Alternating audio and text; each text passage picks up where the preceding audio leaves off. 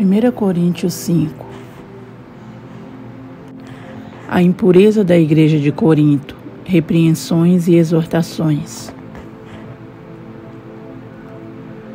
Geralmente se ouve que há entre vós fornicação e fornicação tal, qual nem ainda entre os gentios, como é haver quem abuse da mulher de seu pai.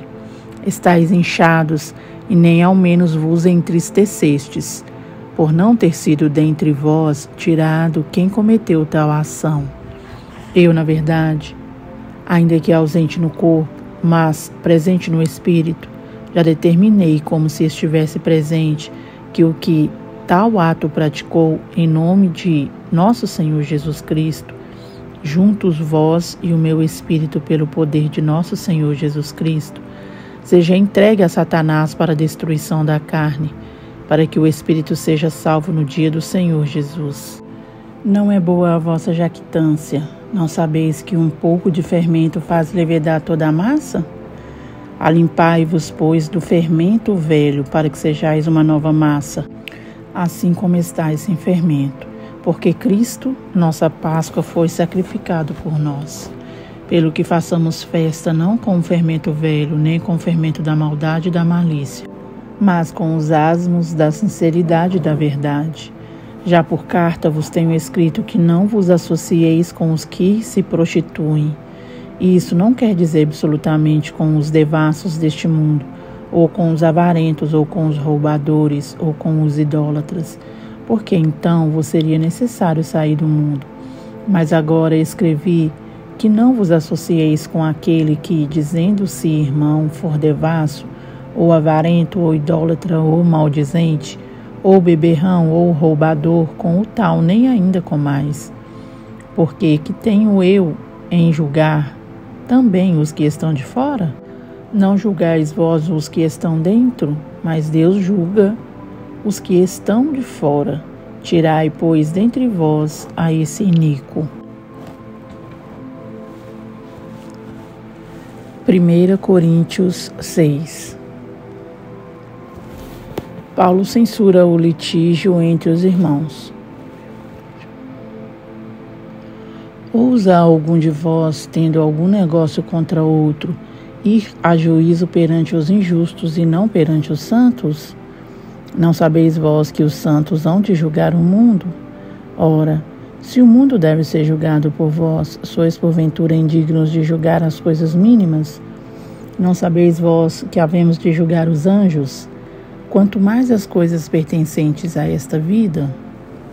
Então, se tiverdes negócios em juízo pertencentes a esta vida, pondes na cadeira aos que são de menos estima na igreja? Para vós envergonhar o digo. Não há, pois, entre vós sábios, nem mesmo um que possa julgar entre seus irmãos? Mas o irmão vai a juízo com o irmão, e isso perante infiéis. Na verdade, é já realmente uma falta entre vós, terdes demandas uns contra os outros. Por que não sofreis antes a injustiça? Por que não sofreis antes o dano? Mas vós mesmos fazeis a injustiça e fazeis o dano, isso aos irmãos. Não sabeis que os injustos não hão de herdar o reino de Deus? Não erreis, nem os devassos, nem os idólatras, nem os adúlteros, nem os afeminados, nem os sodomitas, nem os ladrões, nem os avarentos, nem os bêbados, nem os maldizentes, nem os roubadores herdarão o reino de Deus.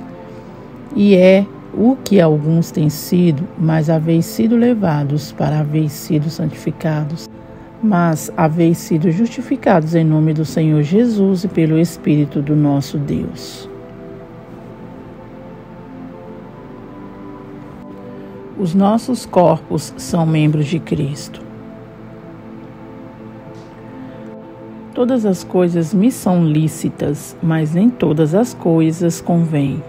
Todas as coisas me são lícitas, mas eu não me deixarei dominar por nenhuma. Os manjares são para o ventre e o ventre para os manjares. Deus, porém, aniquilará tanto um como os outros. Mas o corpo não é para a prostituição, senão para o Senhor, e o Senhor para o corpo. Ora, Deus, que também ressuscitou o Senhor, nos ressuscitará a nós pelo seu poder. Não sabeis vós que os vossos corpos são membros de Cristo? Tomarei, pois, os membros de Cristo e fá-los-ei membros de uma meretriz? Não, por certo. Ou não sabeis que o que se ajunta com a meretriz faz-se um corpo com ela? Porque serão, disse, dois numa só carne. Mas o que se ajunta com o Senhor é um mesmo espírito. Fugi da prostituição. Todo o pecado que o homem comete é fora do corpo. Mas o que se prostitui peca contra o seu próprio corpo. Ou não sabeis que o nosso corpo é o templo do Espírito Santo que habita em vós, proveniente de Deus, e que não sois de vós mesmos, porque fostes comprados por bom preço. Glorificai, pois, a Deus no vosso corpo e no vosso espírito, os quais pertencem a Deus. 1 Coríntios 7. Resposta à pergunta acerca do casamento. Ora, quanto às coisas que me escrevestes, bom seria que o homem não tocasse em mulher. Mas, por causa da prostituição, cada um tem a sua própria mulher, e cada uma tem o seu próprio marido. O marido pague à mulher a devida benevolência, e da mesma sorte a mulher ao marido. A mulher não tem poder sobre o seu próprio corpo, mas tem-no o marido. E também da mesma maneira o marido não tem poder sobre o seu próprio corpo, mas tem-no a mulher. Não vos defraudeis um ao outro, senão por consentimento mútuo, por algum tempo para vos aplicardes à oração, e depois ajuntai-vos outra vez, para que Satanás vos não tente pela vossa incontinência. Digo, porém, isso como que por permissão e não por mandamento, porque quereria que todos os homens fossem como eu mesmo, mas cada um tem de Deus o seu próprio dom, um de uma maneira e outro de outra. Digo, porém, aos solteiros e às viúvas, que lhes é bom se ficarem como eu, mas, se não podem conter-se, casem-se, porque é melhor casar do que abrasar-se. Todavia aos casados mando não eu, mas o Senhor, que a mulher se não aparte do marido. Se porém se apartar, que fique sem casar, ou se reconcilie com o marido, e que o marido não deixe a mulher. Mas aos outros digo eu, não Senhor. Se algum irmão tem mulher descrente, e ela consente em habitar com ele, não a deixe. E se alguma mulher tem marido descrente, e ele consente em habitar com ela, não o deixe. Porque o marido descrente é santificado pela mulher, e a mulher descrente é santificada pelo marido. De outra sorte, os vossos filhos seriam imundos, mas agora são santos. Mas, se o descrente se apartar, aparte-se, porque neste caso o irmão ou irmã não está sujeito à servidão, mas Deus chamou-nos para a paz. Porque donde sabes, ó mulher, se salvarás teu marido? Ou donde sabes, ó marido, se salvarás tua mulher? E assim, cada um ande como Deus lhe repartiu, cada um como o Senhor o chamou. É o que ordeno em todas as igrejas. É alguém chamado, estando circuncidado? Fique circuncidado. É alguém chamado, estando incircuncidado? Não se circuncide. A circuncisão é nada, e a incircuncisão nada é, mas sim a observância dos mandamentos de Deus. Cada um fique na vocação em que foi chamado. Fosse chamado sendo servo? Não te dê cuidado. E se ainda pode ser livre, aproveita a ocasião. Porque o que é chamado pelo Senhor sendo servo é liberto do Senhor. E da mesma maneira também o que é chamado sendo livre, servo é de Cristo. Fostes comprados por bom preço. Não vos façais servos dos homens. Irmãos, cada um fique diante de Deus no estado em que foi chamado. Ora, quanto às virgens, não tenho mandamento do Senhor. Dou, porém, o meu parecer, como quem tem alcançado misericórdia do Senhor para ser fiel. Tenho, pois, por bom, por causa da instante necessidade, que é bom para o homem o estar assim. Estás ligado à mulher? Não busques separar-te. Estás livre de mulher? Não busques mulher. Mas, se te casares, não pecas, e se a virgem se casar, não peca. Todavia os tais terão tribulações na carne, e eu quereria poupar-vos.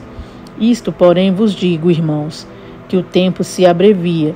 O que resta é que também os que têm mulheres sejam como se as não tivessem, e os que choram como se não chorassem, e os que folgam como se não folgassem, e os que compram como se não possuíssem, e os que usam deste mundo como se dele não abusassem, porque a aparência deste mundo passa. E bem quisera eu que estivesseis sem cuidado. O solteiro cuida das coisas do Senhor, em como há de agradar ao Senhor. Mas o que é casado cuida das coisas do mundo, em como há de agradar à mulher. Há diferença entre a mulher casada e a virgem. A solteira cuida das coisas do Senhor para ser santa, tanto no corpo como no espírito. Porém, a casada cuida das coisas do mundo, em como há de agradar ao marido. E digo isso para proveito vosso, não para vos enlaçar, mas para o que é decente e conveniente, para vos unirdes ao Senhor, sem distração alguma. Mas se alguém julga que trata dignamente a sua virgem, se tiver passado a flor da idade, e se for necessário que faça o tal o que quiser, não peca, casem-se. Todavia, o que está firme em seu coração, não tendo necessidade, mas com poder sobre a sua própria vontade, se resolveu no seu coração guardar a sua virgem, faz bem. De sorte que o que a dá em casamento faz bem, mas o que a não dá em casamento faz melhor. A mulher casada está ligada pela lei todo o tempo em que o seu marido vive. Mas se falecer o seu marido, fica livre para casar com quem quiser, contanto que seja no Senhor. Será, porém, mais bem-aventurada se ficar assim, segundo o meu parecer, e também eu cuido que tenho o Espírito de Deus. Senhor, meu Deus e meu Pai, poderoso Deus, santo Senhor, te louvo, te agradeço, ó Pai, engrandeço o teu santo nome neste momento. Muito obrigado, ó Pai, por mais uma oportunidade de leitura da sua palavra, pela oportunidade, Senhor, de até aqui chegar.